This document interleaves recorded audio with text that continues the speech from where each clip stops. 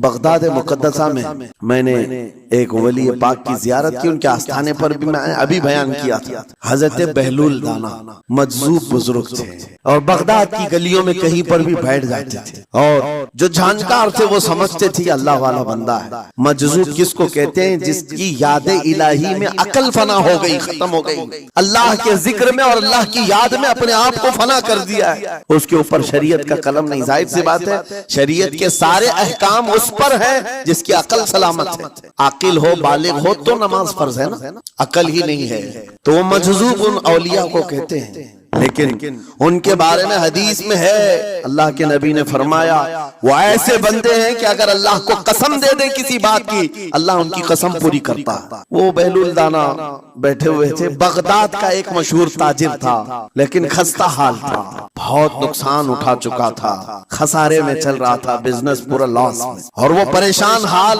بہلول دانا کے پاس آیا، گڑ گڑایا، کہا کہ حضور مجھے بچا لیں، رحم کر لیں، میں تاجر ہوں، لٹ گیا ہوں، لاس میں ہوں، کچھ آپ فرما دیں، میں کیسے اس بھور سے نکلوں؟ بہلول دانا نے دیکھا، کہا ٹھیک ہے، کچھ پیسے بچے ہیں؟ کہا ہاں ہے، وہ بس اتنا سرمایہ ہے کہ مال لیتا ہوں پھر بیچ دیتا ہوں، نفع نہیں ہوتا۔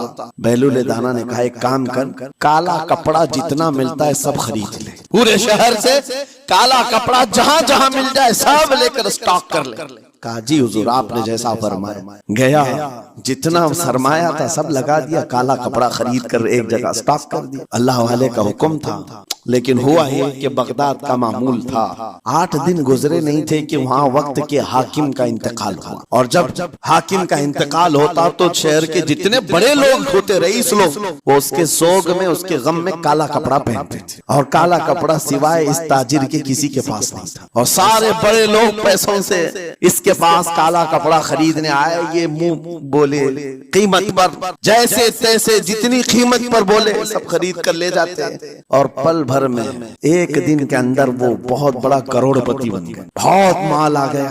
یہ بات یاد رکھیں، اللہ مال دیتا ہے، اس کے بعد پھر آزمائش بھی ہوتی ہے۔ مال اتنا آ گیا، اب لے کر کے مستیاں تھیں، چند دن گزرے، ظاہر سی بات ہے مال کو بڑھانے کی تمنا ہر ایک کی ہوتی ہے، کوئی یہاں پر اینڈ کرنے والا نہیں ہے دنیا میں، چاہے اس کا بزنس اربوں پر بھی پہنچ جائے، اسے آگے پہنچنا ہے۔ چند دن گزرے تھے، 8-10 دن، پھر آیا حضرت بہلول دانا کو ڈھونڈتے ہوئے، ایک جگہ میدان میں یہ مجذوب بزرگ بیٹھے مل گئے، آیا اور کہا او دیوانے بتا اب کیا خریدوں؟ پیسہ بہت ہے ابھی میرے پاس، بتا دیوانے اب کیا خریدوں؟ انہوں نے دیکھا، کہا کہ لہجہ تو بدلا ہوا ہے، پیسہ بہت زیادہ تھا، کہا کہ ٹھیک ہے کوئی بات نہیں، اللہ والوں کو ان سب چیزوں